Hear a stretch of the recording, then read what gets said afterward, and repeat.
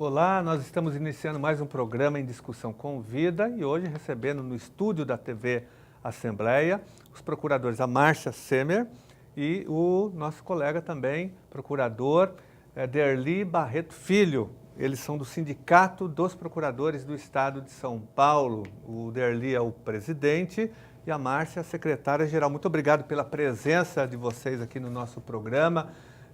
Eu quero muito que vocês expliquem para a população como que funciona a Procuradoria do Estado. Muita gente confunde com a Procuradoria da Justiça, mas a Procuradoria do Estado tem uma outra função, uma função muito importante, e os procuradores também estão espalhados em várias autarquias, em várias secretarias. Então, inicialmente, nós vamos entender o trabalho da Procuradoria e dos procuradores. Eu queria, Derli, que você explicasse um pouco, depois a Márcia também, funcionamento da Procuradoria do Estado de São Paulo. Primeiramente, gostaria de agradecer o convite muito generoso do deputado Janazzi para que estejamos para tratar de um assunto que é fundamental para a população do Estado de São Paulo, para o Estado de São Paulo, e cumprimentá-lo pela sua brilhante atuação aqui na Assembleia Legislativa, em prol de uma causa que é extremamente importante, que é a causa do direito da educação, um direito fundamental, essencial. A advocacia pública é uma função pública de tratamento constitucional que visa a assegurar que todas as ações do Estado sejam pautadas pela constitucionalidade, pela legalidade, pela legitimidade, enfim, siga regras pré-estabelecidas que o ordenamento jurídico explicita por meio da própria Constituição, das leis, dos decretos, enfim, para que não haja nenhum desbordamento dessas regras. A advocacia pública visa garantir essas ações do Estado conformadas à ordem jurídica. Os procuradores do Estado são uma espécie do gênero advogado público e que tem essa atribuição de assegurar a legalidade, a constitucionalidade dos atos do Estado, mas também defendê-lo judicialmente quando ele é acionado por particulares, por empresas, enfim, por cidadãos, e também acionar a justiça como autor de ações em que ele postule como autor de demandas judiciais, de direitos que ele também tem de defender judicialmente, por intermédio do Poder Judiciário. Aqui, por exemplo, no Poder Legislativo, também os advogados públicos atuam, defendendo as prerrogativas do Poder Legislativo em juízo, e também tem uma função muito importante, os advogados públicos em geral, sejam os federais, estaduais e municipais, para que as leis venham ao mundo melhor elaboradas, melhor feitas, porque é necessário que tenham as leis certos requisitos que não podem deixar de existir, sob pena de, no futuro, elas serem contestadas e derrubadas no judiciário por meio das ações diretas de inconstitucionalidade. Enfim, a advocacia pública assegura que o Estado comporte-se segundo o ordenamento jurídico, não menos e não mais do que o estipulado pelo ordenamento jurídico. Márcia, como que vocês estão distribuídos nas autarquias, secretarias, inclusive até aqui, como o Derli falou, na Assembleia Legislativa, nós temos um grupo de procuradores extremamente competentes e sérios. Então, a Procuradoria, ou que a gente chama de advocacia pública, no Brasil, ela representa, então, esse corpo de funcionários concursados que ingressam no Estado para exercer a advocacia de defesa do Estado e não dos governantes. Essa é uma diferença importante, porque no Estado brasileiro não é dado ao governante escolher o advogado com quem ele vai trabalhar para a administração do Estado, para a gestão pública. Na verdade, quando o administrador é eleito, quando o político é eleito para exercer um cargo público, ele chega no Estado e no Estado existe um aparato pré-constituído, constituído por servidores concursados, advogados concursados, que vão orientar o governante na administração e na gestão, na sua proposição política. Então, o advogado público, ele defende o Estado nas ações em que o cidadão demanda ao Estado, O cidadão bateu o carro, um carro público bateu no carro de um cidadão particular. Esse cidadão vai acionar o Estado para receber uma indenização. O procurador do Estado vai defender o Estado, né, os interesses do Estado nessa ação, para que ele não tenha que pagar uma indenização muito alta, se é que o funcionário do Estado foi ocupado pelo acidente. Agora, o advogado público, ele orienta também o administrador na realização das políticas públicas, né, para que as políticas públicas sejam realizadas dentro da legalidade. Então, é muito importante, Gianazzi, antes de falar como é que nós estamos distribuídos, a valorização da advocacia pública, porque nós estamos vivendo um momento no Brasil de muita descrença, vamos dizer assim, na rigidez, na seriedade, vamos dizer assim, do setor público, por conta desse monte de denúncias de corrupção, enfim. E quanto mais forte for a advocacia pública, menos problemas de corrupção nós vamos ter, né? Então, é importante valorizar a advocacia pública. A advocacia pública, tanto na área federal quanto na área estadual e também, principalmente na área municipal, onde a função nem sequer é constitucionalizada, ela é um setor que ainda demanda muita estruturação para poder fazer um trabalho, desempenhar um trabalho que minimize, né? A gente nunca vai conseguir extinguir absolutamente ilícitos, isso é da natureza humana, senão também a gente não precisava ter Código Penal, não precisava ter, né, estrutura de punição, de responsabilidade, mas quanto melhor estruturada for esse segmento, né, da administração pública, maior garantia a sociedade vai ter de que nós teremos menos malfeitos, né, dentro da administração pública. No Estado de São Paulo, nós estamos estruturados na Procuradoria-Geral do Estado, que é o órgão que atende a administração direta e as autarquias, e nós também temos advogados públicos nas fundações públicas, né, e nas 3 universidades estaduais públicas. Temos os advogados, os procuradores da USP, da Unesp e da Unicamp, os procuradores das 16 fundações públicas que existem no Estado de São Paulo, a começar pela Fundação Casa, que eu acho que é a maior delas. Centro Paula Souza. Centro Paula Souza, todas elas, Fundação ITESP, TV Cultura, que é uma fundação também, né? Fundação Padre Anchieta, todas as fundações têm advogados públicos, né, atuando lá. E na Procuradoria do Estado, nós somos um corpo de, hoje, aproximadamente 850 profissionais que atuam na área contenciosa, ou seja, de defesa do Estado em juízo, né? E também de cobrança de tributos não pagos, de sonegação fiscal, né? E também fazemos a assessoria e a consultoria jurídica junto às secretarias de Estado e às autarquias, orientando os governantes, o administrador, como realizar sem desvios, né, licitações, contratos, aditamentos contratuais, convênios. Tudo isso passa pelos procuradores, inclusive a formatação, a modelagem de políticas públicas, né? Porque o Estado brasileiro é um Estado que necessariamente deve desenvolver políticas públicas.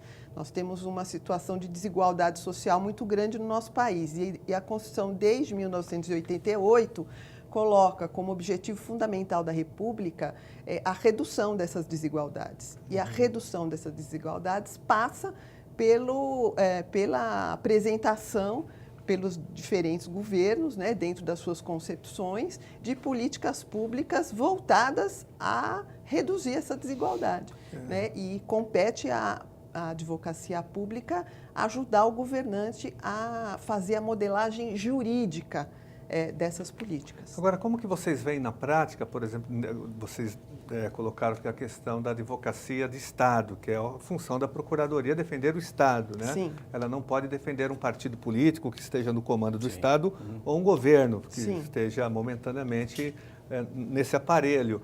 E aqui nós tivemos um caso que eu queria citar como exemplo e queria a opinião de vocês, que foi a tese da autotutela que o atual procurador do Estado apresentou para a Secretaria de Justiça, para o governo Alckmin, para neutralizar um grande movimento social do Estado de São Paulo, que foi o movimento das ocupações das escolas pelos alunos secundaristas e os alunos também do Centro Paula Souza, das ETECs e FATECs, que lutavam contra o fechamento de escolas. Em 2015, o governador apresentou uma proposta pela Secretaria da Educação que fecharia centenas de escolas, salas, e houve uma reação dos estudantes, dos professores, da comunidade escolar, e como resistência houve a ocupação de 250 escolas, um movimento vitorioso, que inclusive derrotou o governador. Sim. O secretário foi exonerado, o secretário de Educação.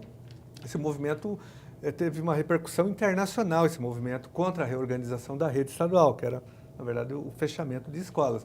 Mas, em seguida, o procurador-geral apresentou uma tese, né, que foi aceita, logicamente, não só pelo governador, mas pela Justiça também, aqui de São Paulo, dizendo que o Estado poderia desocupar escolas ocupadas por um movimento político, sem a presença do Conselho Tutelar, do Ministério Público, sem liminar, sem nada, né? E depois isso foi parar no Supremo Tribunal Federal. Nós, inclusive, do PSOL, entramos com uma DIN no Supremo Tribunal Federal. Como que vocês viram essa atitude do procurador-geral, o atual procurador Elival? Fala você ou falo eu? Então, posso falar. Essa questão é uma questão extremamente delicada, né? Porque, de um lado, a gente tem o direito de manifestação, o direito de protesto, que é um direito constitucional legítimo, né? E o direito do Estado de assegurar o seu espaço público, né? Ou pelo menos o Estado, o espaço de gestão pública, de gestão do próprio Estado, que são as escolas, em choque, né? Temos dois direitos aqui que colidem e, nesse caso, de fato, houve, né, essa colidência de direitos e o sindicato, inclusive, se manifestou em defesa do direito de manifestação e do uso adequado das ações do Estado que não deviam desbordar do que, naquele caso, se mostrava justo, se mostrasse adequado para tutelar o direito constitucional, porque o Estado não tem o seu direito, né, que pode ser utilizado a qualquer prova, de qualquer maneira, né, sobrepondo-se aos direitos constitucionais que são garantidos pela Constituição.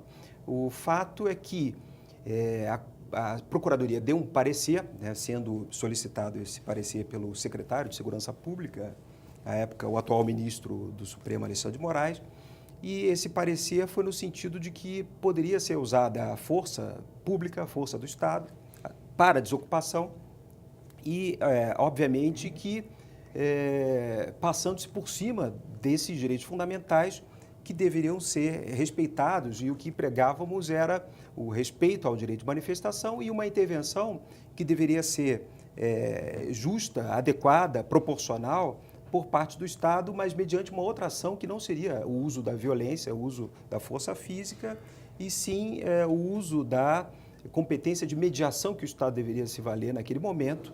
Inclusive, citávamos a experiência do Rio Grande do Sul, que tem um centro de mediação gerido pela Procuradoria-Geral do Estado, para que o Estado conversasse com os manifestantes, entrasse num processo de negociação relativamente àquilo que era a discórdia verificada. Mas outra foi a orientação do Estado, que inclusive disse que para as secretarias que elas estariam respaldadas em um único parecer para resolver quaisquer casos de desocupação ou de ocupação tida por irregular. Então, a Procuradoria já não devia ser mais nem sequer instada, para se manifestar caso a caso. E, evidentemente, que cada caso é um caso, né? Não pode ser tratado de uma forma genérica, como se todas as ocupações ou reivindicações fossem iguais, né? Cada qual merece, da parte do Estado, uma atenção específica. Então, o sindicato fez uma nota, um manifesto, dizendo que a ação da Procuradoria-Geral do Estado, a orientação que ela deveria expedir naquele momento, e isso foi dito em tom crítico, deveria ser outra, né, a fim de que resguardasse os direitos constitucionais né, que não deveriam ser molestados, ou pelo menos desconsiderados pelo Estado, em vista de uma orientação que valia-se tão somente da força, né? A ponto de, inclusive, ter havido reclamações internacionais, né? A Comissão Interamericana de Direitos Humanos foi acionada, né, por estudantes que foram retirados à força, enfim, foram molestados, e o Procurador-Geral do Estado teve de representar o governador naquela ocasião e ouviu, segundo o noticiário da imprensa, um verdadeiro pito da Comissária de Direitos Humanos, que disse que o Estado deveria, ao invés de respeitar o direito dos manifestantes, né, jovens, né, estudantes secundaristas, deveria ter funcionado por meio do Procurador-Geral como um mediador, né, de conflitos para que a situação se pacificasse. Eu acho que o caso demonstra bem a visão institucional, né, vamos dizer assim, que foi levada adiante a respeito de como lidar com a democracia, né, Gianazzi? Porque a democracia é um sistema de governo político, vamos dizer assim, que principalmente se move por conflitos, né? O conflito ele é inerente à democracia. E a gente, principalmente o governante, ele é um administrador de conflitos, né? E como administrar esse conflito, que foi, na verdade, um conflito que se instalou exatamente porque, a nosso juízo, houve um cumprimento aquém da necessidade, ou mesmo um descumprimento das próprias exigências da Lei de Diretrizes e Bases, porque qualquer atuação ou qualquer alteração que se faça no âmbito da educação, ele depende da consulta, de que o governante faça consulta, isso está na Lei de Diretrizes e Bases, ao segmento interessado, né? É o princípio da gestão democrática da escola pública. Então, e essa é uma legislação que vem da década de 90, nem é uma legislação nova que o governante pudesse dizer que desconhece, não é. Tá certo? É a LDB brasileira, sim, né? 93, então, 94/96. Todos os atores que integram, né, a vida da educação devem participar das decisões. Então, foi tomada uma decisão unilateral pelo governo, sem ouvir os professores, sem ouvir os estudantes, sem ouvir os pais, sem ouvir a comunidade. Quer dizer, todos esses atores estão elencados na Lei de Diretrizes e Bases como atores que devem ser consultados antes das mudanças serem efetivadas, ou, né, antes mesmo de serem propostas. O que aconteceu é que a coisa estava sendo efetivada sem toda essa conversa. Então, a manifestação da comunidade dos estudantes era legítima, porque ela não foi consultada, como a lei lhes garantia que deveriam ter sido consultados, né? E havia mecanismos, né? E há mecanismos legais de uma atuação mais consensuada de conflitos. Hoje em dia, a advocacia pública, essa já é uma legislação recente, mas, enfim, ela já tem um instrumento de poder interferir nesses conflitos, enquanto advogada do Estado, como mediadora, né, como mediadora de conflitos. No Rio Grande do Sul, por exemplo, que o Derli aqui se referiu, os colegas procuradores do Estado foram às escolas conversar com os estudantes e fizeram um outro tipo de trabalho de convencimento, enfim, de ausculta dos interesses que estavam sendo contrariados dos estudantes, para que se chegasse a um consenso. Não haveria essa necessidade de esforço imediato, né, que é tirar os estudantes, tratar os estudantes praticamente como criminosos, que é uma coisa que deseduca, né? Deseduca, você leva a juventude a imaginar que eles não têm direito a questionar as ações do Estado. E isso é muito ruim, né? Para quem quer uma sociedade democrática, uma sociedade de participação, uma sociedade onde as pessoas são iguais, nós temos que estimular a nossa juventude a ser crítica, a participar, a querer participar, né? a não ver na participação um gravame para ela, né? Uma possibilidade de se tornar um perseguido dentro, né, das instituições de Estado, um marginal, né?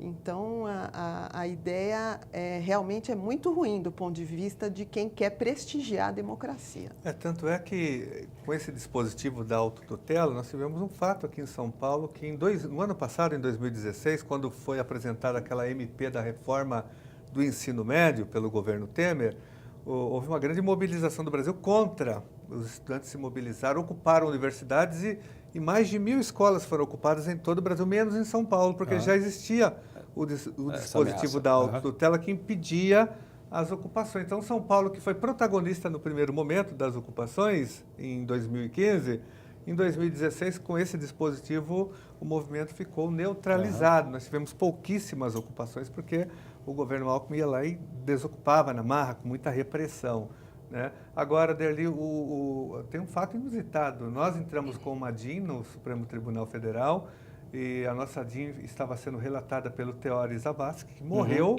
e assumiu no lugar dele o Alexandre de Moraes, que na época era o secretário, na época da elaboração me disseram que, inclusive, foi a pedido dele essa... ele era secretário de Segurança Pública para respaldar juridicamente a sua... Ele estava saindo, foi bem no momento que ele estava saindo, mas me parece que foi um pedido dele para a Procuradoria. Ele fez uma consulta. Ele fez uma consulta, exatamente. E ele, por coincidência, ele foi o relator da nossa ADIM, que logicamente... Foi redistribuída... Foi uma arguição de descumprimento do preceito fundamental, né, que foi redistribuída para ele. Não foi uma ADIM, foi uma DPF. A DPF. Foi uma DPF, exatamente. Questionando exatamente mas aí a ele legitimidade, a constitucionalidade. Ele deveria estar impedido de julgar de dar um parecer na nossa DPF, até porque ele era o secretário de Segurança Pública, foi a pedido dele o dispositivo. Sim, é verdade. Nós entramos, o pessoal entrou com um pedido de impedimento, né? Mas não ganhamos, entendeu? Já foi julgado? Eu acho que sim, viu? Eu não tenho certeza, vou consultar a nossa assessoria. Sim. Mas um absurdo total. Mas voltando a outros... Não deve ter sido julgado. Não deve ter sido julgado. Eu acompanhei. Imagino que haja uma reversão nesse entendimento, porque um absurdo de fato total. Não é adequado. Ele é parte interessada, né? Com certeza. No deslinde. Mas, de qualquer forma, mostra, para nós, mostrou claramente que aí a Procuradoria do Estado, ela cumpre uma função importante, não de defesa do Estado, mas de defesa da tese do governo Alckmin, um governo que reprime, que criminaliza os movimentos sociais, e usou a Procuradoria para cumprir esse papel. Mas eu gostaria de falar com vocês também sobre a questão da precarização do trabalho dos procuradores e dos funcionários, né? Eu tenho acompanhado muito debates dos servidores de apoio da Procuradoria, que têm reclamado muito dos baixíssimos salários e das precárias condições de trabalho. Faltam funcionários, o quadro é muito pequeno, há uma precarização imensa. Primeiro eu queria falar do quadro de apoio, que dá sustentação ao trabalho de vocês, que é precarizado, defasado e, sobretudo, esses servidores estão com salários arrochados e defasados há muitos anos. Eu queria que vocês falassem um pouquinho primeiro desse suporte para chegar na situação dos procuradores. É o que a gente já te falou com relação à advocacia pública um pouco de maneira geral, e a Procuradoria do Estado de São Paulo, vamos dizer assim, é um exemplo forte disso, né? Há uma precarização de diversos setores da administração pública. E a advocacia pública não é diferente disso. E nós temos sentido nos últimos anos,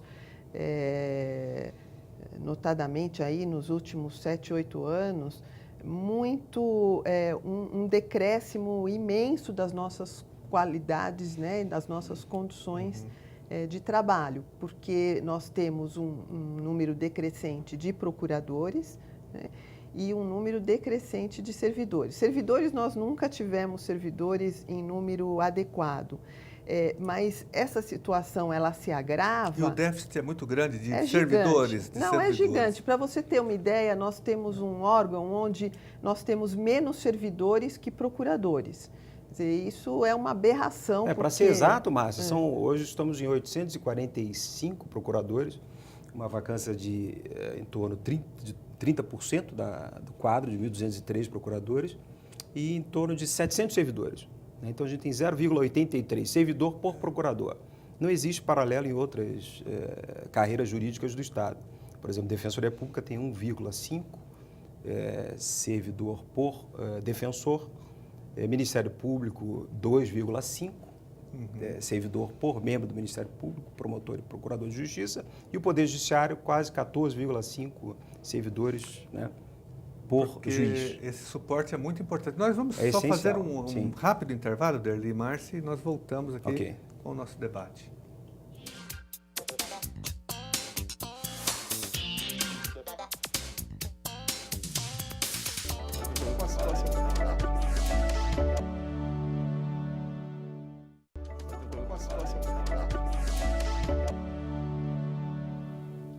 Olá, estamos de volta com o nosso programa em Discussão com Vida, conversando com os procuradores, o Derli Barreto Filho e com a Márcia Semer. Nós estávamos falando da defasagem dos servidores no quadro da Procuradoria-Geral do Estado, mas há também uma defasagem muito grande, o déficit do número de procuradores do Estado. E aí, logicamente, deve ter uma sobrecarga para vocês que estão na ativa e também para esses servidores. Esse assunto é um assunto que preocupa muito a carreira, né? Todos os procuradores vivem hoje, né? Quase a ponto de ter um ataque de nervos, né? A sobrecarga de trabalho é enorme, né? E levantamento do sindicato foi feito recentemente e a Procuradoria-Geral do Estado informou que há em torno de 2 milhões de processos judiciais em tramitação, né, sob a responsabilidade de procuradores. Desse número de 845 procuradores, nem todos estão na área do contencioso, tocando esses 2 milhões de processos, né? Talvez 30%, 40% desses procuradores estejam na área consultiva. A defasagem de quadros é muito grande. Sem carreira de apoio fica impossível de tocar esses processos, na medida em que os procuradores não se veem respaldados por contadores para auxiliar no processo de impugnação de contas, né, em que o Estado experimentou derrotas. Não há servidores que possam ajudá-lo no dia a dia, no exercício das suas funções, né, desde carga de autos até o manuseio em questões de computador, né, tecnológico.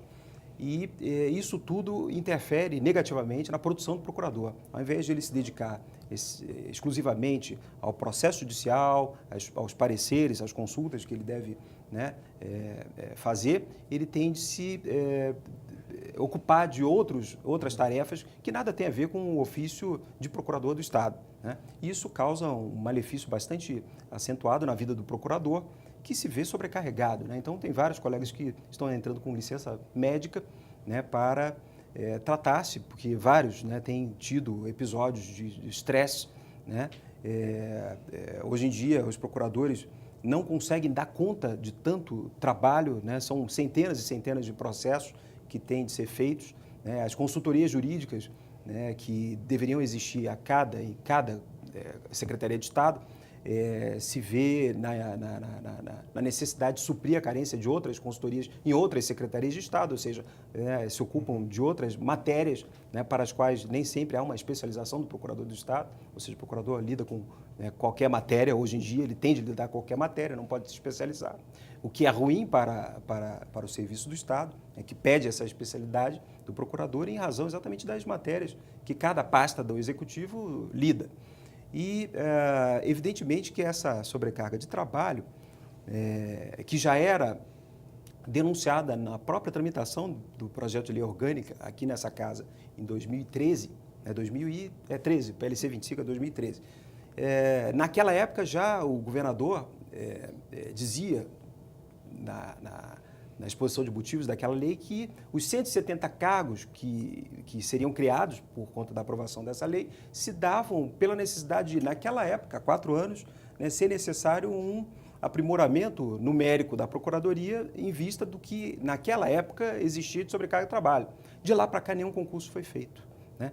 Em 17 anos, a Procuradoria promoveu 4 concursos para ingresso do Procurador do Estado. O Ministério Público, por exemplo, né, que é outra função essencial à Justiça, promoveu 11. Né? Se não me engano, está o 12º, ou esse é o 11º concurso, né, no âmbito do Ministério Público, e a gente enfrenta uma defasagem enorme que dificulta prejudica o Estado na sua ação defensiva em juízo e fora dele, no âmbito das consultorias jurídicas.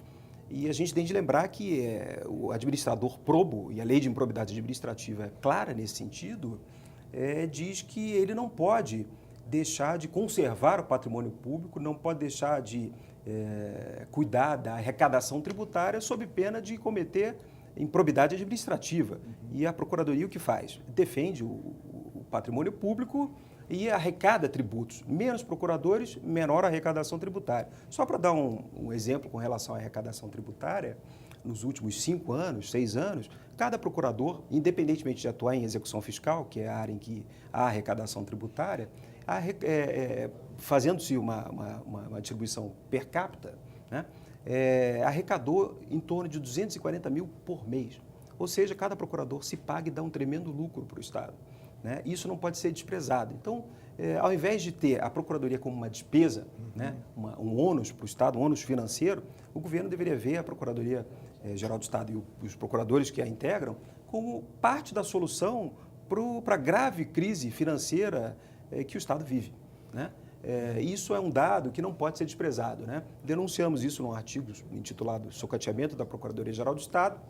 Essas informações todas já foram há um ano objeto de um ofício do Sindproesp, do nosso sindicato, ao governador do Estado, até agora sem resposta, sob a alegação de que o Estado enfrenta uma crise financeira séria, embora, repito aqui, os procuradores do Estado possam, em boa medida, ser auxiliares nesse processo de recuperação fiscal. Inclusive, vocês são os responsáveis pela cobrança da dívida ativa do Estado. Exatamente. Também, Exatamente. que é quase bilionária. Chamada em 350 bilhões. Então, que é maior do que o próprio orçamento Exatamente, anual. 200 e poucos bilhões. Aliás, Márcia, nessa vocês... perspectiva, Janase, é importante a sociedade ter consciência e não só os procuradores do Estado ficarem incomodados com esse sucateamento do órgão, mas a sociedade deveria se preocupar com isso a partir do momento que toma conhecimento dessa situação, porque, como exatamente disse o Derli, não só a Procuradoria arrecada, quer dizer, nós vivemos uma crise fiscal e a Procuradoria é um caminho para um alívio, né, nessa crise fiscal, cobrando os sonegadores, quer dizer, cobrando quem devia ter pagado o seu tributo e não pagou, né? Como a Procuradoria também é responsável, como eu já disse aqui, por zelar pela legalidade dos negócios do Estado. Então, também evitando a corrupção, né? Então, em duas frentes importantes, a atuação da advocacia do Estado, ela tem um impacto direto na vida da sociedade, né? Então, a gente sempre chama atenção para esse aspecto. E um outro aspecto muito importante e que a gente vê em estudos, principalmente dos estudiosos aí, cientistas políticos e mesmo juristas americanos, é que não existe sociedade que tenha se desenvolvido democraticamente que não tivesse um corpo de servidores públicos, uma burocracia estatal forte. Né? Todos os exemplos de países desenvolvidos, a começar pelo próprio Estados Unidos da América, Japão, né? Alemanha, quer dizer, tudo que a gente for pegar por aí, Reino Unido, França, em todos esses países existe uma burocracia estatal competente e forte.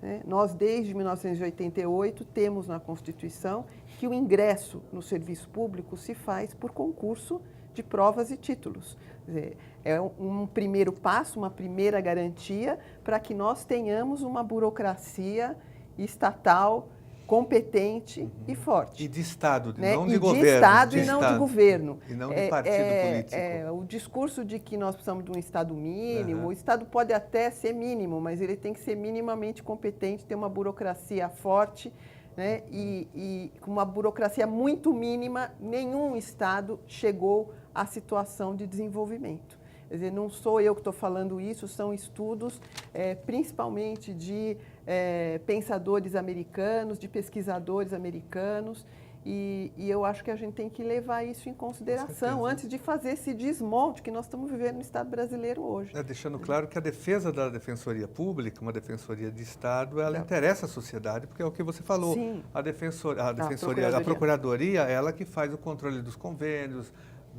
das licitações, dos contratos, dos então, aditamentos contratuais, ali onde você pode evitar o problema. superfaturamento, a corrupção, e ao mesmo tempo vocês que cobram a dívida ativa, que é essa dívida bilionária que tem que ser paga para o Estado. E mesmo ordenando o Estado, viu, Janás? Nós temos, por exemplo, milhões aí de ações judiciais de servidores públicos contra o Estado.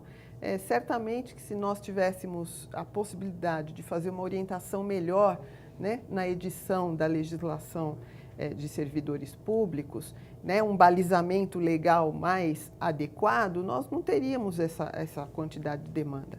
Né? E nós só temos essa quantidade de demanda porque também as demandas, em regra, são bem-sucedidas. Muitas delas são bem-sucedidas, porque a legislação cobriu, por exemplo, um segmento da categoria, os funcionários da ativa, e esqueceu dos inativos. Aí vai todo o grupo dos inativos pedir aquele benefício.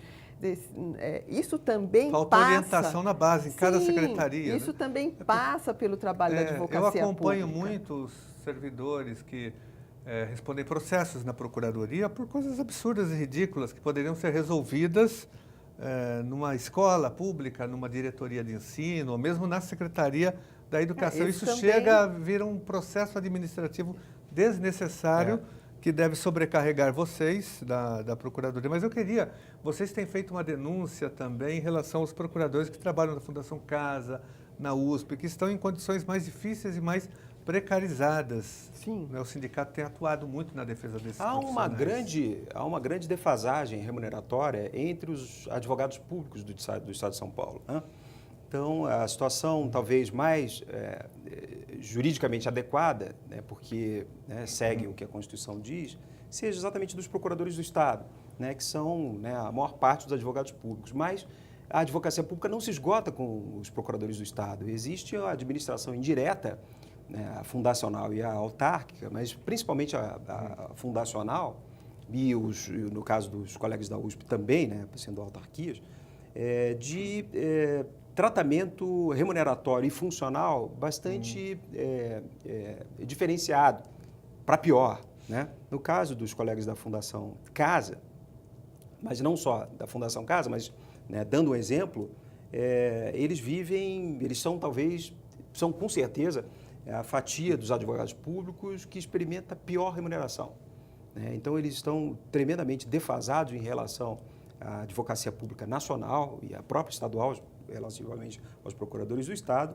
Um advogado da Fundação Casa tem os seus vencimentos iniciais em torno de R$ 2.500 a R$ 3.000 por mês, e eles têm, tal como qualquer procurador do Estado, porque eles são advogados fundacionais que lidam com menores, com adolescentes, enfim, menores, não tendo muita diferença com relação ao que faz um procurador do Estado na Procuradoria Judicial, defendendo o Estado em questões relativamente à Secretaria trabalhistas ou relativamente a servidores da pasta da Secretaria de... Ou aos contratos. A mesma responsabilidade, mesmo trabalho e salário diferenciado. Exato. Então, extremamente diferenciado. Não tem um abismo enorme. É um abismo, Exato. É muito inadequado. Ou seja, eles fazem as mesmas coisas que os procuradores do Estado, mas recebem uma remuneração muito pior, degradante, indigna. Então, temos postulado junto ao Executivo, ao governador, tivemos agora recentemente uma reunião com o secretário da Justiça, Márcio Ilês Rosa, muito solícito, que sensibilizado, inclusive, com o assunto. Feito injunções, junto ao governo do Estado, para que essa situação se dê da melhor forma possível, o tratamento com relação à remuneração desses colegas, porque é muito defasada em relação ao conjunto dos advogados públicos, a maioria que são os procuradores. A outra questão que vocês têm levantado muito é a participação do sindicato no Conselho dos Procuradores, da Procuradoria. Parece que vocês estão um pouco sem sem espaço, sem voz nesse conselho, não são ouvidos. Esse conselho não é muito democrático. Nós temos esse problema, mas antes só queria falar uma palavrinha sobre o caso dos procuradores da USP também, porque os procuradores da USP estão sofrendo lá com a instalação do ponto biométrico, o que ofende o entendimento da OAB sobre a sistemática de trabalho do advogado público, né? A OAB já sumulou por sua Comissão Nacional do Advogado Público que o procurador, o advogado público, ele não se submete ao controle de ponto biométrico, né? Evidentemente, pode haver algum controle de frequência, há controle de frequência, mas não exatamente controle de ponto, porque isso é incompatível com a condição e com o tipo de trabalho. Com a característica do trabalho do procurador. Com a característica do trabalho do procurador. Inclusive, na USP, não é só o procurador que está sofrendo com essa situação esdrúxula, né? Tem outros segmentos também, de servidores, por exemplo, que trabalham de madrugada, que tem uma jornada não regular, no sentido de ter um horário certo de trabalho, pode ser chamado para trabalhar lá nas questões da universidade a qualquer hora, pesquisadores que trabalham também de madrugada para acompanhar os seus experimentos, no dia seguinte ele não acompanha porque não é o dia de acompanhar, quer dizer, são sistemáticas. Né? Então, a instalação do ponto eletrônico lá é repudiado por todos os servidores e atrapalha o pessoal do hospital universitário. Sim, também. Né? Você tem outra característica de trabalho, isso não se aplica ao serviço público. Então, o reitor Zago, que está destruindo a Universidade de São Paulo, ainda comete mais esse ataque contra todos os servidores, inclusive também os próprios procuradores que pagam preço alto. Né? Mas nós, a princípio, fomos contra, estamos contra, porque é uma forma de criminalizar mais ainda os servidores da Universidade de São Paulo. Eu acho isso mesmo. Ele usou como uma arma de criminalização. Há uma desconfiança intrínseca a esse ponto de vista, né? Quer dizer, o servidor é um irresponsável, né, a priori, né? Ele é um faltoso a priori. E a coisa não é assim com o advogado, que é o procurador lá da USP, são profissionais altamente capacitados, concursados também, né? Em sua maioria, existe um pequeno grupo ainda comissionado, e inclusive o Ministério Público do Trabalho, o Ministério Público Federal, ajuizou recentemente, com relação a toda a USP, uma ação direta de inconstitucionalidade com relação ao regime de trabalho dos servidores da USP, né? Porque eles são seletistas e o Ministério Público do Trabalho defende, assim como eu também entendo, que tendo em vista que são funções efetivas, né, funções públicas necessárias, eles deveriam seguir o regime estatutário de trabalho e não o seletista. Né? Vamos ver como é que vai encaminhar essa ação, mas é uma ação muito interessante. Eu acho que a USP andou mal na sua escolha aí com relação ao regime de trabalho dos seus servidores. Márcia, e a questão da participação de vocês no conselho? Esse é um fato importante também. E da corregedoria? A questão, Janase, não é propriamente que o conselho seja antidemocrático. Acontece que há uma... É a forma de participação? A forma de gestão do conselho é muito unipessoal. O presidente do conselho, que é o Procurador-Geral do Estado, ele tem uma competência que se situa acima do próprio colegiado. Então, por exemplo, endereçávamos isso... Ele não tem, ele se atribui, né? Não, na verdade, sim. É um órgão colegiado que deveria decidir pelo seu corpo, né, e não pela figura do seu presidente, né? Mas, enfim, que avoca ilegalmente, ao meu ver, poderes que são originariamente do colegiado, né? Então, desde 93, se não me engano, que foi quando o regimento interno do Conselho foi aprovado, as entidades de classe, e aí o sindicato e a Associação de Procuradores também, endereçavam propostas ao Conselho que eram processadas, algumas aprovadas, outras rejeitadas, mas todas discutidas. Ultimamente, né, em função exatamente da postura mais crítica, mas não só crítica, propositiva, né, do Sindproesp, do nosso sindicato, o Procurador-Geral vem vetando que o sindicato possa, né, propor medidas ao Conselho, e medidas das mais simplórias, por exemplo, criação de vagas para estagiário, né? Já que não temos servidores, temos de alguma forma, contar com um corpo auxiliar, que são os estagiários de direito. Então, essa é uma proposta extremamente simples, mas foi barrada. Aliás, nem barrada foi, porque fizemos a proposta há um ano e ela ainda não foi distribuída ao Conselho. Uma outra, para evitar a criação, ou pelo menos a transformação do Conselho num órgão de direção e de reverberação da vontade do Procurador-Geral, propusemos a criação de mais assentos de conselheiros eleitos, né? Essa proposta foi sumariamente arquivada pelo Procurador-Geral, dizendo que o sindicato não tem legitimidade para propor medidas ao Conselho, o que é uma brutalidade, porque ano passado o próprio Conselho aprovou uma sugestão, uma proposta da Associação de Procuradores, que é a outra entidade de classe, né? Mas da parte do sindicato só houve, né, constrangimentos, impedimentos ilegítimos, né? E isso, por óbvio, é um dos impedimentos que a gente tem notado, inclusive para a manifestação dos colegas, né? Por exemplo, agora está em discussão a formação da lista tríplice para corregedor-geral, né? Que é um dos 3 órgãos de direção superior da Procuradoria, que é o Procurador-Geral, o próprio Conselho e o Corregedor-Geral, a Corregedoria-Geral. E o mandato, pela nova lei do Corregedor-Geral, é de 2 anos. O mandato do atual está acabando. Então, o Conselho decidiu inaugurar agora um processo para formação de uma nova lista tríplice para que o governador escolha um dos 3 nomes para ser corregedor-geral. O que o Conselho decidiu fazer? Acolher a sugestão do Gabinete do Procurador-Geral e, nesse processo de escolha, os próprios conselheiros vão poder ter os seus candidatos oficiais, eles vão poder indicar os seus candidatos oficiais. Nós propunhamos que fosse feita apenas a inscrição dos interessados que voluntariamente quisessem participar dessa lista tríplice.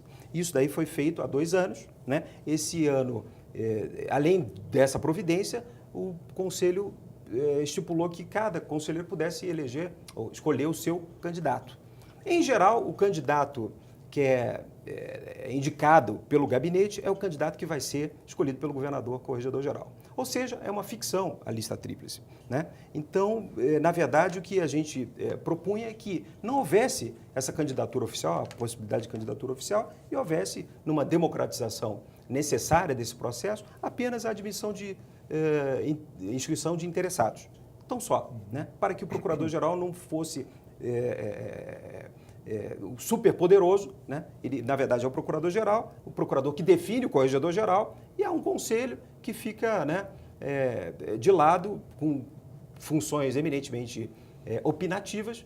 Em geral, o procurador-geral não aceita, né? não prestigia as opiniões desse órgão colegiado, e a gente tem, na verdade, uma monocracia dentro da Procuradoria-Geral do Estado. Eu só queria, o nosso programa está chegando ao final, Márcia e Derli, mas eu não posso deixar de fazer uma pergunta para vocês em relação às reformas em curso hoje no Brasil, algumas que já foram feitas, outras em curso do governo Temer. Reforma da Previdência, que está sendo debatida no Congresso Nacional, a reforma trabalhista que já foi aprovada, a lei da terceirização, que são reformas que retiram direitos trabalhistas, previdenciários e sociais, ataques aos direitos que nós conquistamos historicamente, que estão inscritos na Constituição Federal. Como que o sindicato tem se posicionado em relação a todos esses ataques aos trabalhadores brasileiros? Bom, nós temos nos manifestado contrários a essas reformas pouco de... Acho que é anti-reformas, anti-reformas. Não tem nada de reforma. Não tem nada de reforma, né? Reforma é um nome bonzinho para esses ataques, né? Na verdade, são ataques a direitos constituídos aí após décadas de lutas e que estão sendo esmagados, ou pelo menos tentando que eles sejam esmagados sem discussão, sem transparência. A questão da reforma da Previdência, nós não temos transparência nenhuma sobre qual é a realidade da situação previdenciária no Brasil.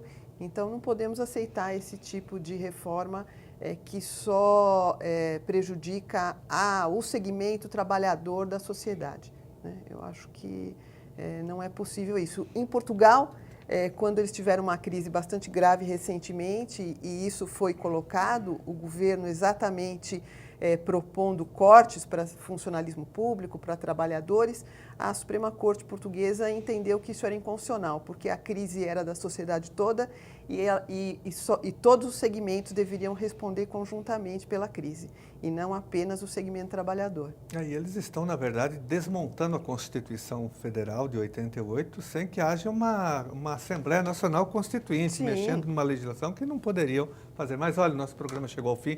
Muito obrigado, Márcia, muito obrigado, Derli, pela participação de vocês, que foi extremamente pedagógica, didática e explicou para o telespectador como que funciona a Procuradoria do Estado, seus dilemas, a situação de precarização do trabalho dos seus servidores, dos seus procuradores. Muito obrigado e parabéns pelo trabalho que vocês têm desenvolvido em defesa dos procuradores e em defesa do Estado, em defesa do patrimônio público do Estado de São Paulo. Um abraço para vocês.